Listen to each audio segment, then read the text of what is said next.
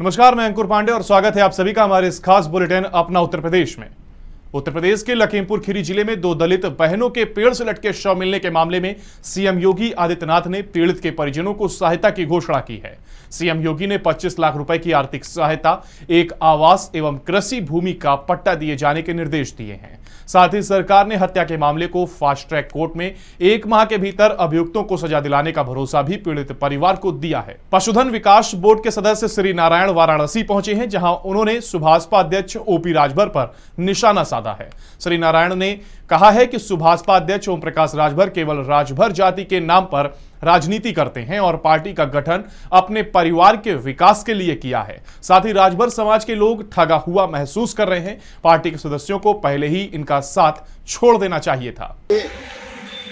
वास्तविक रूप से यदि इसका विश्लेषण किया जाए तो बहुत पहले ही इन कार्यकर्ताओं को ओम प्रकाश की पार्टी से इस्तीफा दे देना चाहिए, क्योंकि ओम प्रकाश राजभर के एजेंडे में राजभर समाज का हित निश्चित ही नहीं है। सुहलदेव भारतीय समाज पार्टी का निर्माण उन्होंने सिर्फ अपने और अपने परिवार के उत्थान के लिए किया है, ना कि समाज के।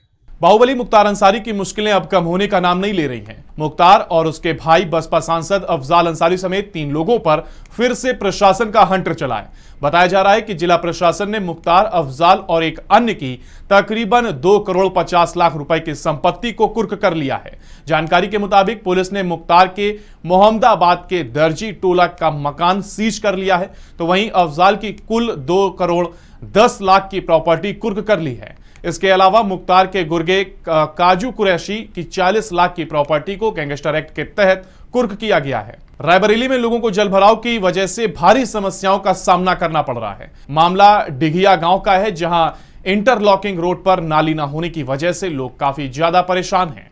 लोगों ने इसकी सूचना कई बार ग्राम विकास अधिकारी और प्रधान को दी है, लेकिन उनकी इस समस्या का कोई समाधान नहीं निकाला गया है। ज्ञानवापी केस के बाद अब देश में मुगलों की कब्जाई गई जमीन पर अलग अलग शहरों में हिंदू संगठन कोर्ट का दरवाजा खटखटा रहे हैं। बदायूं में अब अखिल भारतीय हिंदू महासभा ने दावा किया है कि मुगलों ने नीलकंठ महादेव के मंदिर को तोड़कर जामा मस्जिद बनाई थी, जिसके बाद अब यह मामला कोर्ट में पहुंच गया है। बता दें कि मुकेश पटेल की तरफ से याचिका दायर कर यह कहा गया है कि जामा मस्जिद की जगह नीलकंठ महादेव का मंदिर और राजा महिपाल का किला था। जामा मस्जिद इंतजामिया कमेटी के अधिवक्ता मोहम्मद असरार अहमद ने बताया कि पक्षकारों को अभी समन तामील नहीं किया गया है। उनकी अदालत में से मांग है कि याचिका को सत्यापित किया जाए। बीते दिन हुई कोर्ट की सुनवाई के बाद अब इस मामले की सुनवाई 4 अक्टूबर को की जाएगी। प्रतिवादी नंबर 1 है इंतजामिया कमेटी, उनकी ओर से एप्लीकेशन एक आई थी कि हमको कापी दिलवाई है। हमने कहा इंतजामिया कमेटी को सम्मन गए हुए और वो सम्मन वापस आगे नहीं आ गए, किसने लिया है उसके लिए कापी गई है। बाकी कोर्ट जो आदेश करेगी हम पालन करेंगे। कोर्ट की तरफ से हमारे अधिवक्तागणों ने आज उसकी पैरवी की है और अधिवक्तागण जो अंदर रहे हैं उनको ज़्यादा उसके बारे में जानकारी है। मैं कहूँगा अधिवक्तागणों से ही इसके बारे में जानकारी ली जाए। और उन्होंने जो भी कुछ कागज पेश किया है और हमारे अधिवक्तागणों ने भी अपना पेश किया है, तो जो भी कार्रवाई है वो अब हमारे अधिवक्तागणों से पूछ ली। गोंडा में अपनी मांगों को लेकर उद्योग व्यापार प्रतिनिधि मंडल के पदाधिकारियों ने सिटी मजिस्ट्रेट को ज्ञापन सौंपा है। इस दौरान व्यापार प्रतिनिधि मंडल के जिलाध्यक्ष मौजूद रहे और साथ ही उन्होंने कहा कि बताया कि ज्ञापन में ऑनलाइन ट्रेडिंग पर अंकुश लगाए जाने की मांग की गई। ऑनलाइन ट्रेडिंग से देश में 7 करोड़ व्यापारियों का व्यापार चौपट हो रहा है। व्यापारियों ने मांग की है कि ऑनलाइन ट्रेडिंग के लिए नए लाइसेंस न दिए जाएं। सोनभद्र में निजी अस्पतालों की मनमानी के खिलाफ प्रशासन ने शिकंजा कसना शुरू कर दिया है। हरकत में आए अधिकारियों ने निजी अस्पतालों पर ताबड़तोड़ छापेमारी शुरू कर दी।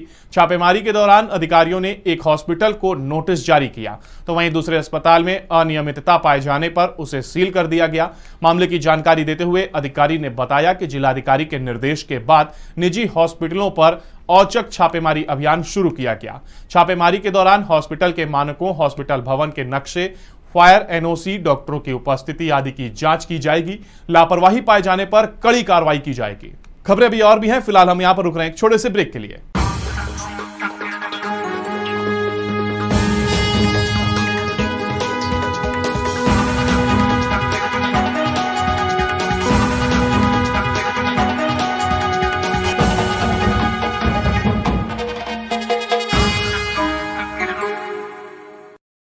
ब्रेक के बाद आपका स्वागत है। बढ़ते हैं अगली खबर की ओर। पीलीभीत से भीषण सड़क हादसा सामने आया है। मामला ललौरी खेड़ा गांव का है, जहां पर बाइक सवारों की डिवाइडर से टक्कर हो गई, जिसमें एक युवक बुरी तरह से घायल हो गया, तो वहीं दूसरे युवक की मौके पर ही मौत हो गई है। सूचना मिलते ही फिलहाल पुलिस मौके पर पहुंची और घायल को अस्पताल में भर्ती कराया है, साथ ही शव को पोस्टमार्टम के लिए भेजा है।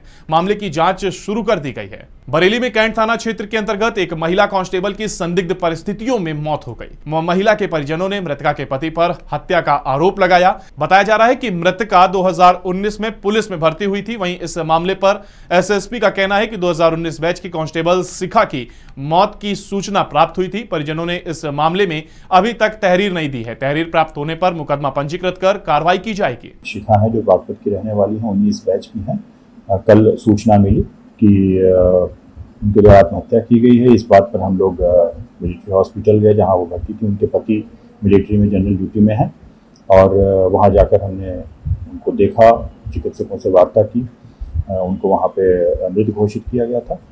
उसके बाद पोस्टमार्टम की रिपोर्ट जो होगी और जो परिजनों द्वारा तहरीर दी जाएगी, उसके आधार पर कार्रवाई की जाएगी। बदायूं के अस्पताल के बाहर तांगा चालक की नर्स और उसके ड्राइवर में जमकर बहस हो गई। मामला इतना बढ़ गया कि नर्स और उसके ड्राइवर ने तांगा चालक के साथ मारपीट कर दी। यह भी बताया जा रहा है कि अस्पताल के बाहर तांगा चालक खड़ा हुआ था, तभी अचानक तांगे के ऊपर बंदर कूद गए और फिर घोड़ा बिदक गया, जिससे कि पास में खड़ी एक नर्स की गाड़ी में खरोंच लग गई और गाड़ी में लगी खरोंच की वजह से ही नर्स और उसका ड्राइवर आंख बबूला हो गए। सूचना मिलते ही पुलिस मौके पर पहुंची और घायल को अस्पताल में भर्ती कराया। साथ ही नर्स और उसके ड्राइवर के खिलाफ केस दर्ज कर मामले की जांच शुरू कर दी गई है। उसने पकड़ लो, बड़ी मार लगाई और मैं गले दबाने की कोशिश करी। क्यों ऐसा क्यों किया? हमारे बच्चे की रकस झाड़ू टांगे पे बच्चा बंदर फांद पड़े, उसकी रकस लग गई गाड़ी पे। अच्छा, हाँ, गाड़ी को कुछ नहीं बिगड़ा। किन ने मारा इन्हें? मैडम ने मारो, साहब ड्राइवर ने।